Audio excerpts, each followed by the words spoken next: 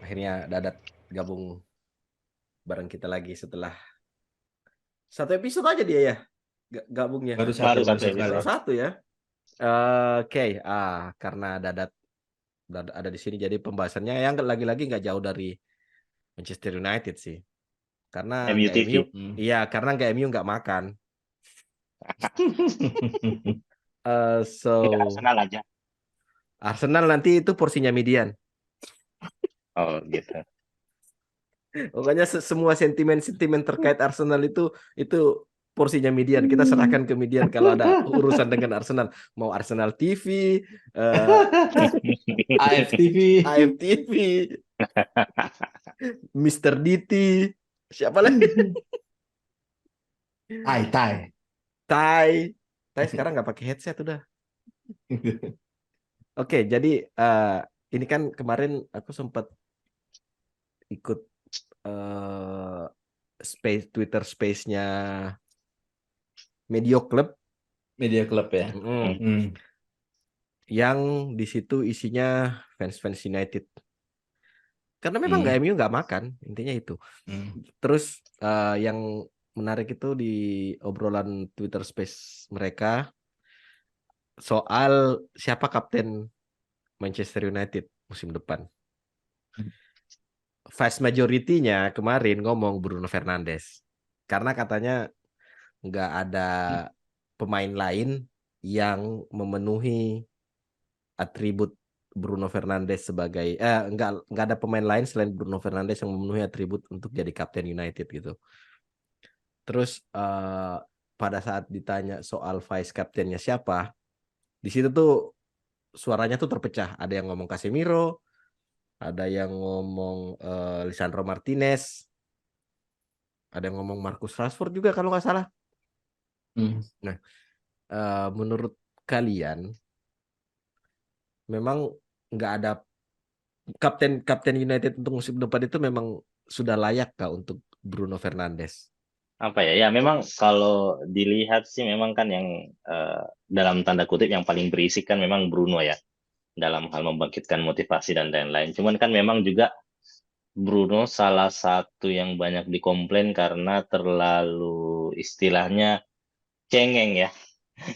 Ya, ya, Terlalu ya. cengeng, terlalu banyak komplain ke wasit sampai kan sempat disamperin sama Sancho ya Itu musim lalu nggak itu. bakal lupa kita itu sama momen yang itu. Iya kan. Nah, jadi memang sebenarnya lebih kepada itunya sih yang mungkin banyak yang masih kurang setuju kalau menurutku ya. Karena kan kalau kita berkaca dari beberapa kapten United sebelumnya kan memang yang ikonik kan memang yang istilahnya yang garang ya. Kayak Roy Keane kan pasti itu role modelnya kan pasti ke Roy Keane, ke Wayne Rooney gitu ya. Nah, mungkin kriteria garang itu yang belum ada di Bruno Fernandes gitu. Karena kan di satu sisi kan sebenarnya pemain-pemain MU ini yang paling tua itu di skuad kan Luke Shaw ya, yang paling lama masa bermainnya kan di United saat ini Yes. setelah Ya, De Gea De keluar. Gea kalau dari segi keluar. uh, Nah itu tapi kan usia sama eh, Bruno. usia sama-sama Bruno ya. Ya. Cuman kan memang nama Bruno ini yang paling santer ya. Kemudian selain itu ya kalau ndak Bruno ya Casemiro sebenarnya memenuhi memenuhi ini sih sebenarnya ekspektasi juga ya. Cuman kan kalau kita lihat Casemiro sendiri mungkin bahasa Inggrisnya aja belum belum begitu lancar ya.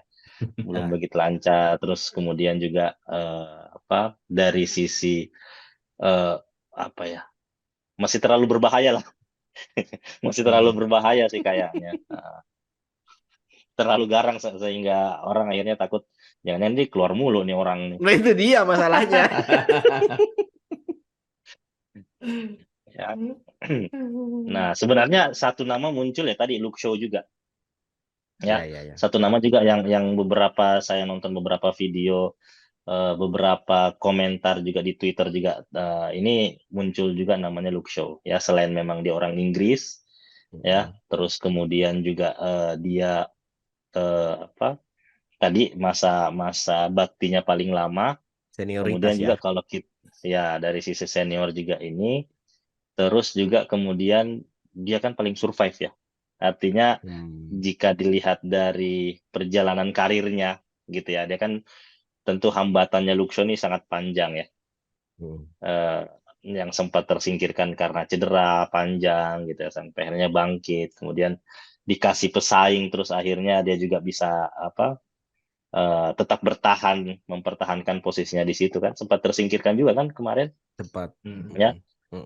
Terus dikasih kompetitor kayak Teles, Telesnya yang kalah gitu kan.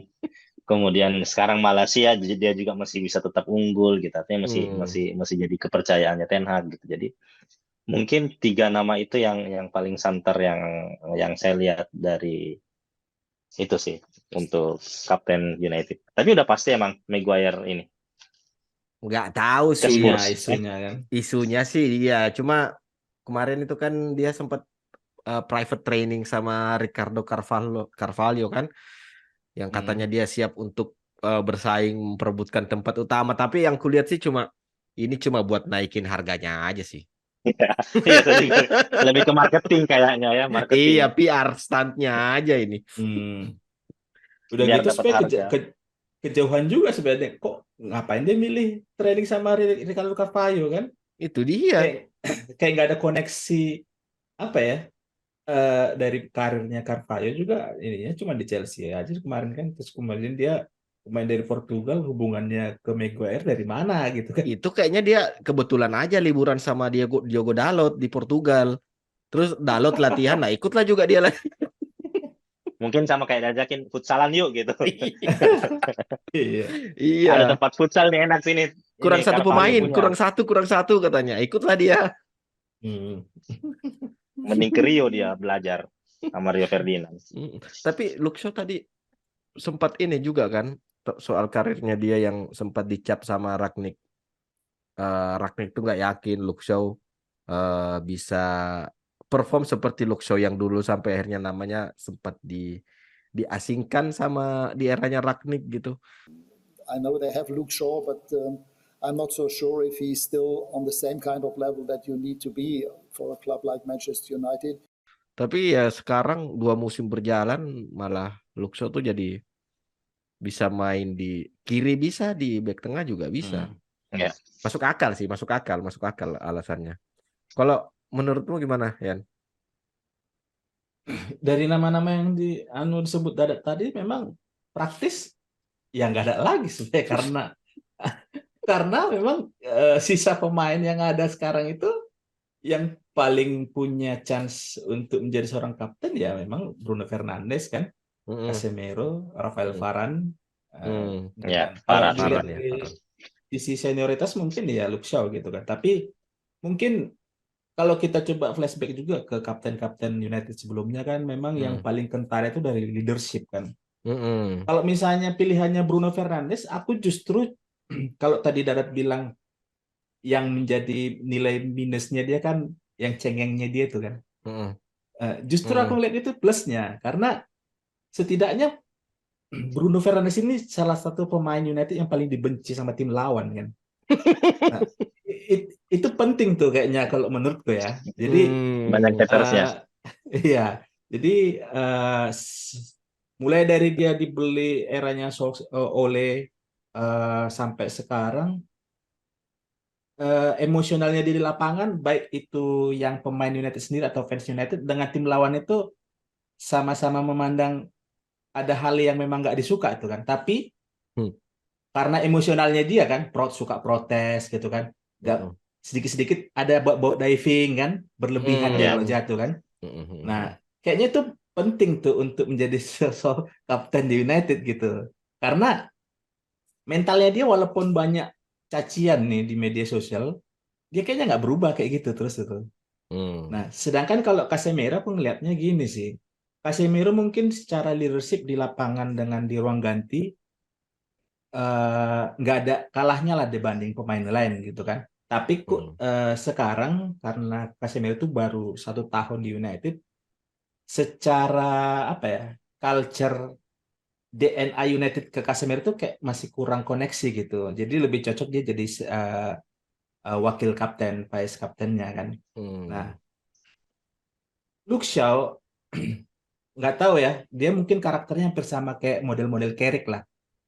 Setelah Wayne Rooney pensiun kan pindah dari United kan, kaptennya United itu Carrick tuh, yang modelnya kalem gitu kan, pemain khas Inggris yang nggak terlalu commanding kelihatan tapi disegani sesama pemain gitu kan, karena dari senioritasnya. Nah itu mungkin yang nggak bisa didapatkan Luke Shaw. Kira-kira teman-teman yang sekarang yang seusia dia, respectnya kalau dia bilang A, kira-kira yang lain ngikut nggak?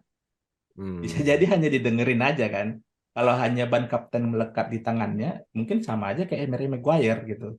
Tapi kalau misalnya kayak momennya Bruno Fernandes yang sempat sedikit ini cekcok dengan Sancho, justru di situlah aku lihatnya kayaknya memang kalau kapten itu harus, dan pemain lain pun berani tuh mau adu argumen, nggak yang malu-malu atau segan atau malah nggak ada respect sama sekali.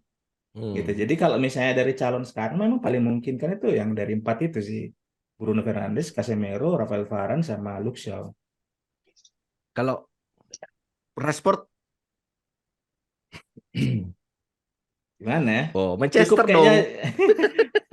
cukup predikat Mr. Manchester aja lah dia karena secara mood itu masih suka naik turun kan moodnya dia kalau di lapangan itu kelihatan kok. Kalau performa tim secara keseluruhan itu lagi turun, dia pun pada saat melakukan pressing atau melakukan motivasi ke timnya nggak kelihatan sama sekali. Beda dengan Bruno. Momen yang pada saat zamannya Ole yang United kalah kalau nggak salah, yang kemudian supporter sorakin Ole, kemudian Bruno datang Bruno ke yang datang ke tribun penonton kan. Nah, itu kan salah satu jadi parameter sosok kapten itu yang kayak gitu. Ya. Rashford saya lihat masih fokus ke performance-nya sendiri sih. Bukan Belum kayak fokus memperhatikan bukan tim. fokus ini, fokus tanda tangan autobiografi.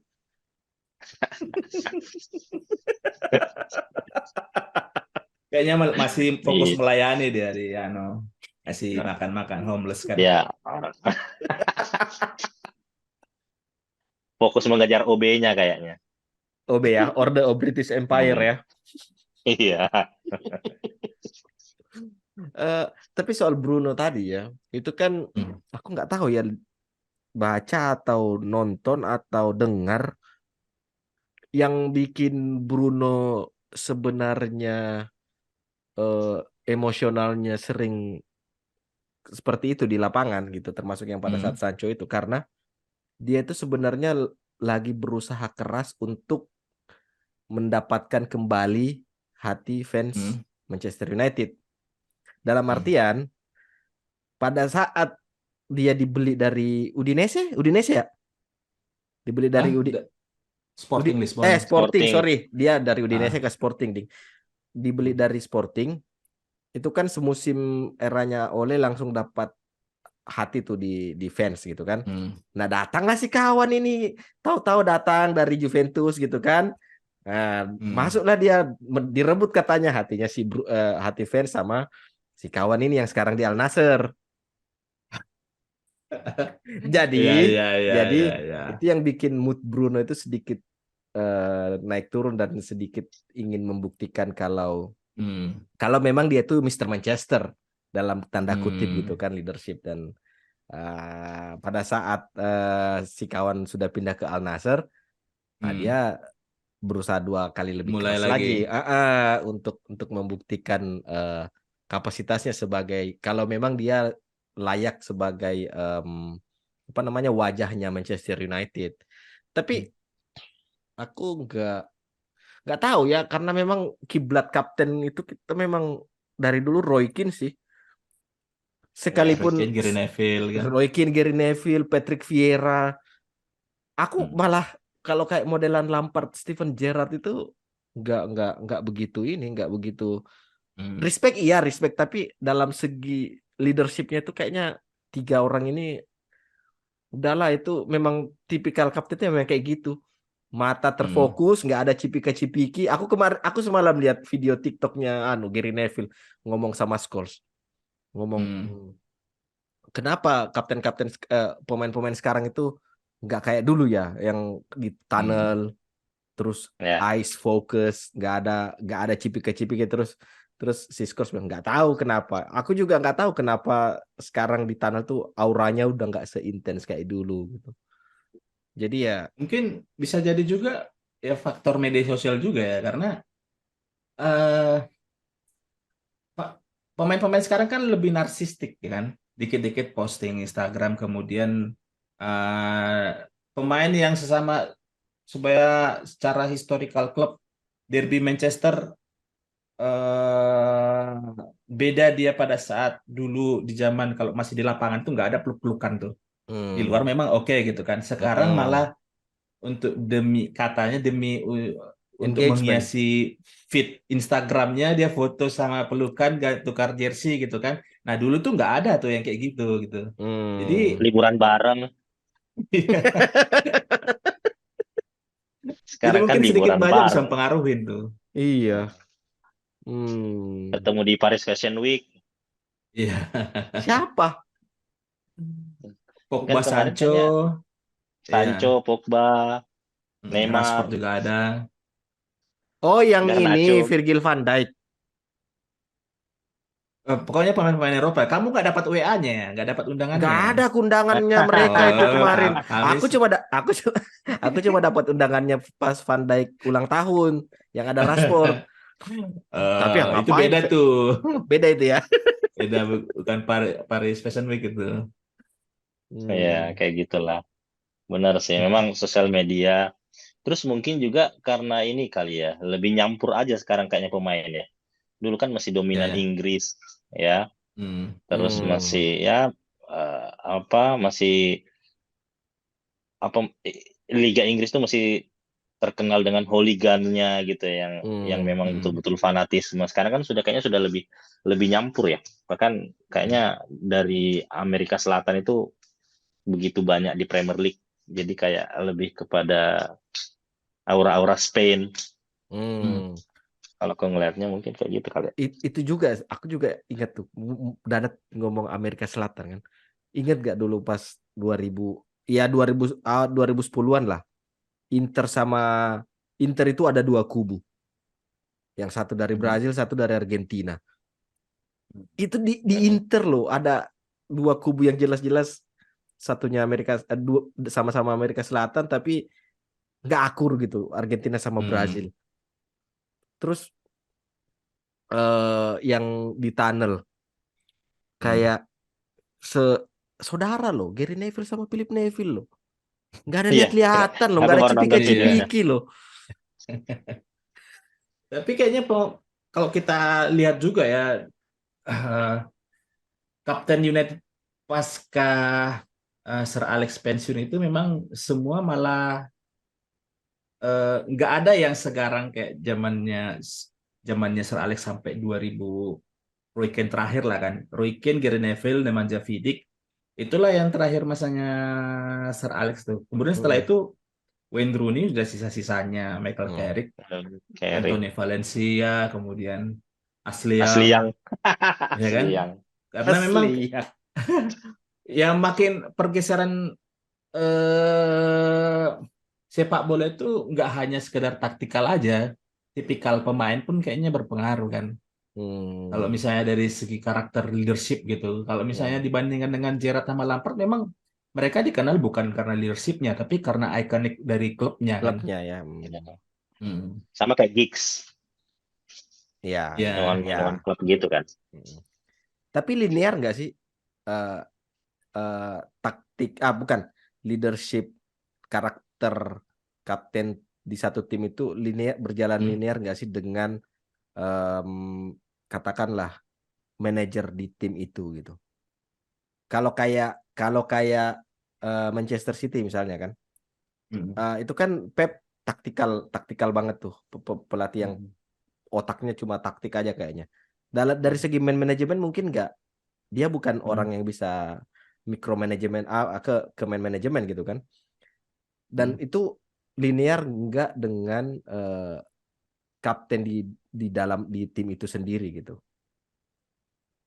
Kalau menurutku sih linear ya, karena Pep Guardiola mulai dari Barcelona, Bayern Munchen, Man City, dia nggak terlalu perhitungkan siapa kaptennya kan, karena eh,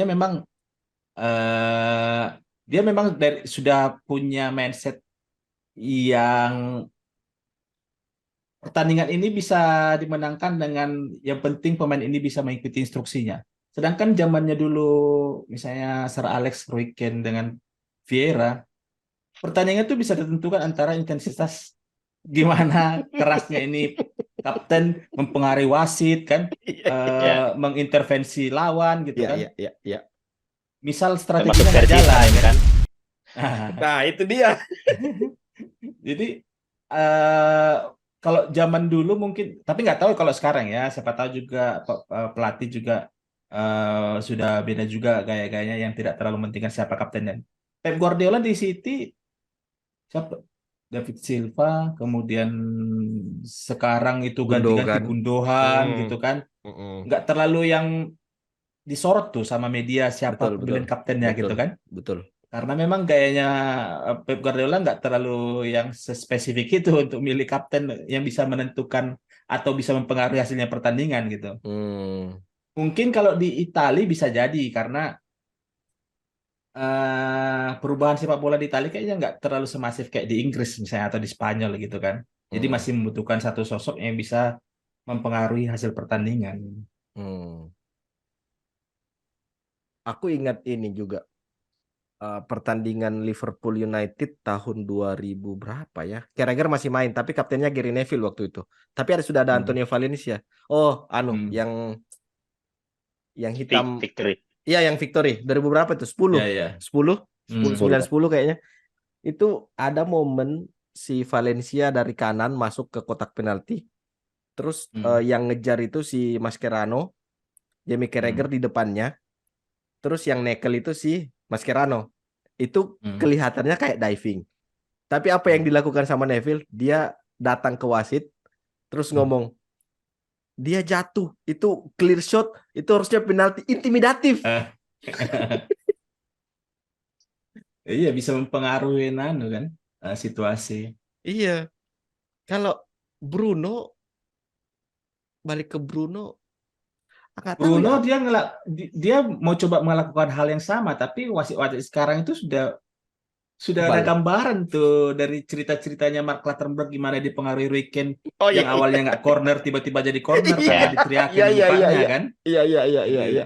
Jadi wasit sekarang pun sudah mulai bisa belajar dari sebelumnya. Nggak gayanya Bruno itu kayaknya memang bisa jadi dia karena ngikutin tasnya United itu yang kayak gitu. Tapi works apa enggaknya ya tergantung intensitas pertandingan gitu kan. Kalau misalnya Bruno Fernandes mau teriak-teriak level lawannya Burnley yang biasa aja intensitasnya nggak terlalu sia-sia kan. Kecuali kalau misalnya di derby atau lawan Arsenal atau lawan Liverpool, wasit pun ada pressure gitu, bukan hanya dari Bruno tapi dari yang lain gitu kan. Gitu. Jadi kayaknya sih eh, yang paling mendekati mungkin ya bagus juga kalau Bruno bisa melihat itu gambaran dari masa lalu gitu. Entah works apa enggak itu ya yang kedua anunya Faktor lain kesekian. hal lagi. Iya. ya. Cuman memang Bruno mau garang pun ya nggak cocok kan, bodinya kecil-kecil gitu kan. Itu dia. Dia lebih kepada mengganggu kan. Kemarin aja waktu derby Manchester kan yang Bernardo Silva aja sampai keganggu banget Iya, kan sama iya. dia. Iya, iya. Waktu derby final ya, final FA kemarin kan Final FA. kayaknya emang dia cenderung lebih ngeganggu sih daripada ngebelain kepentingan tim gitu. Mungkin untuk membuyarkan sistematika polanya Pep gitu kan. Cuman kalau aku lihat dibandingkan Casemiro mungkin kayaknya lebih cocok Martinez. Kalau aku lihat, cuman mungkin karena dari sisi masa di United itu baru setahun ya, itu pun juga setengah musim kan kepotong cedera juga ya. Tapi mungkin kedepannya lebih Martinez kayaknya lebih representatif untuk jadi kapten. Bisa juga sih. Apalagi kan dia tenang banget tuh di belakang. Iya. Bisa menjaga ketenangan. Untuk kriteria kayaknya nggak tahu ya, kita sudah pernah bahas di episode sebelumnya atau belum ya. Sebenarnya ada nggak sih posisi itu menentukan prestasi nggak sih? Posisi itu menentukan ban kapten nggak sih? Mungkin kalau dulu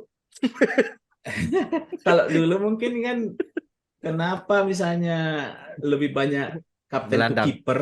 kiper ya. Karena biar dia lebih efektif untuk masalah sisi pertahanan kan. Pada Hmm. saat misalnya timnya diserang atau pada saat tim lawan dapat set piece corner gitu, kiper itu lebih condong yang memang bisa suaranya keras karena selain di luar dari dia kapten, dia juga memang shouting ke back biasanya kan untuk koordinir di lapangan gitu. Hmm.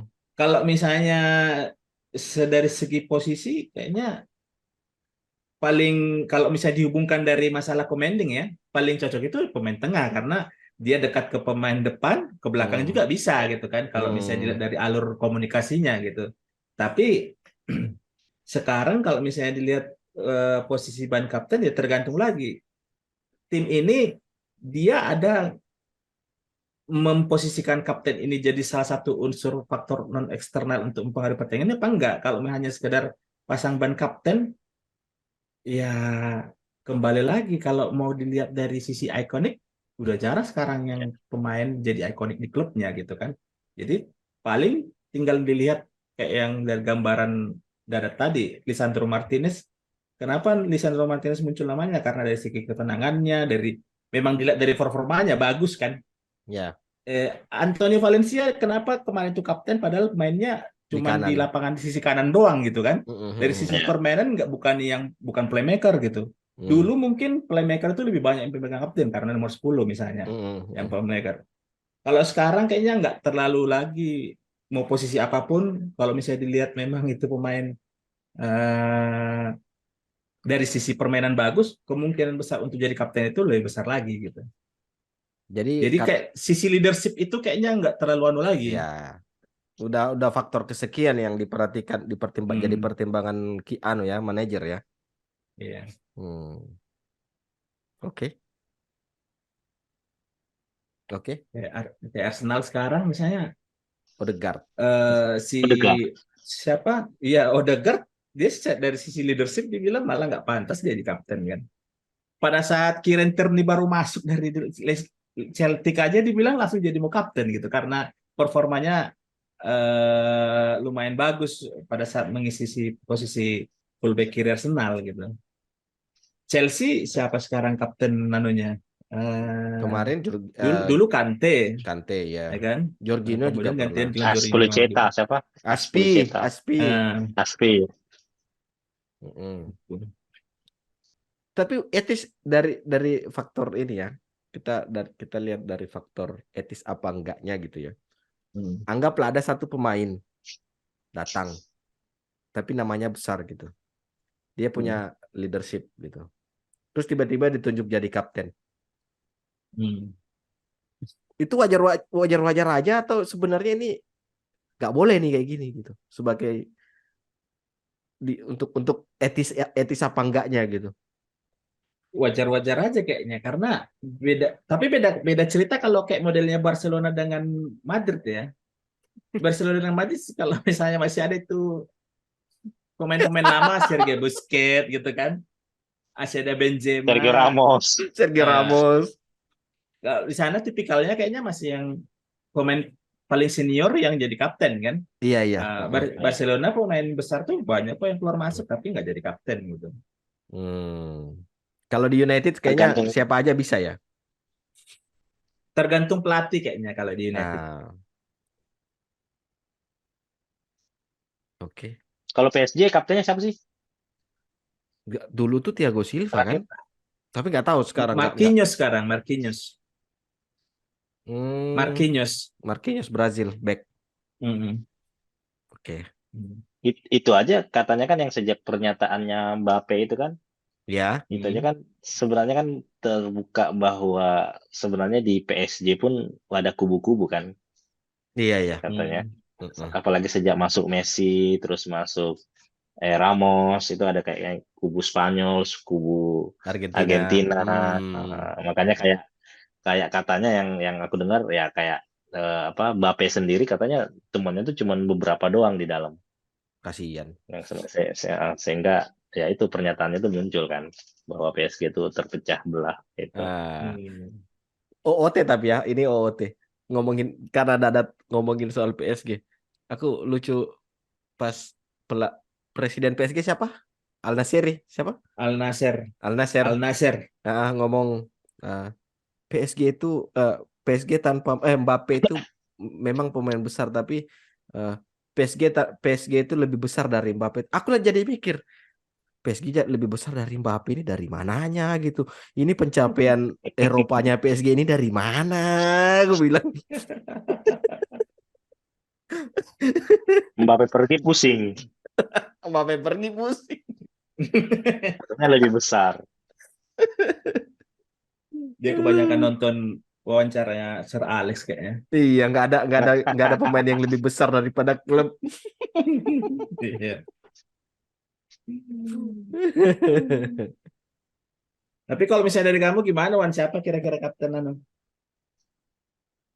Yang paling realistis? Nggak ada. They are all shit. Rubbish. They are all rubbish. Nggak. Iya karena nggak ada. Sebenarnya nggak sih. Kita udah nggak usah diungkit deh ya, udah nggak usah.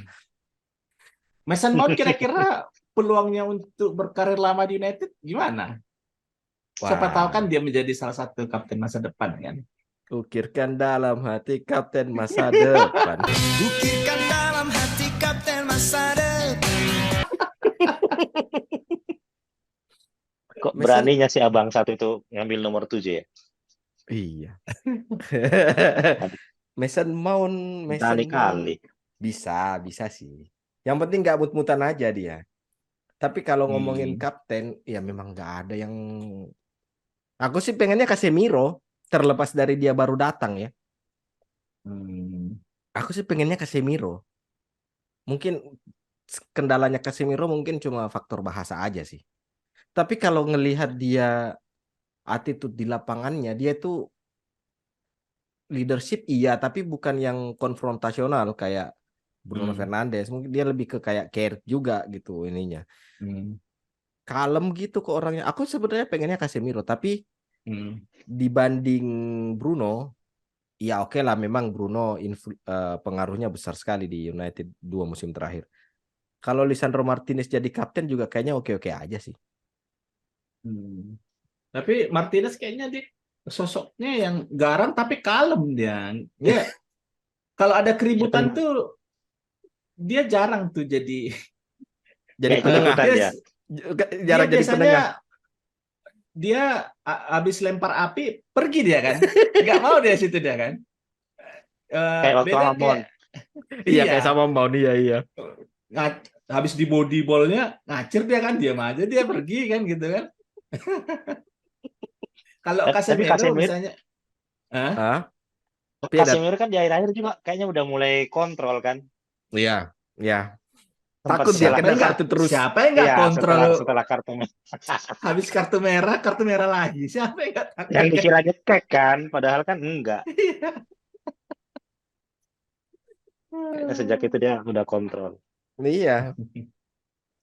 Tapi kalau misalnya Casemiro, misalnya ada kendala bahasa, kemungkinan besar ya, misalnya kalau dibilang kan kalau sudah di lapangan itu pemain walaupun beda bahasanya semua kan tetap ngerti gitu. Iya.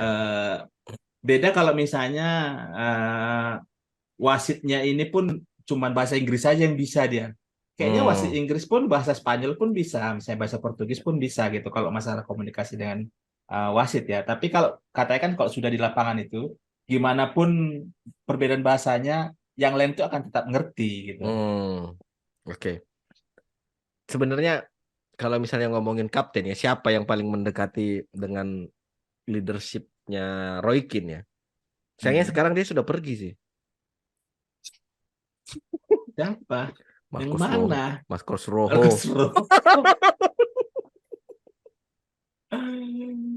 Rojo Israel.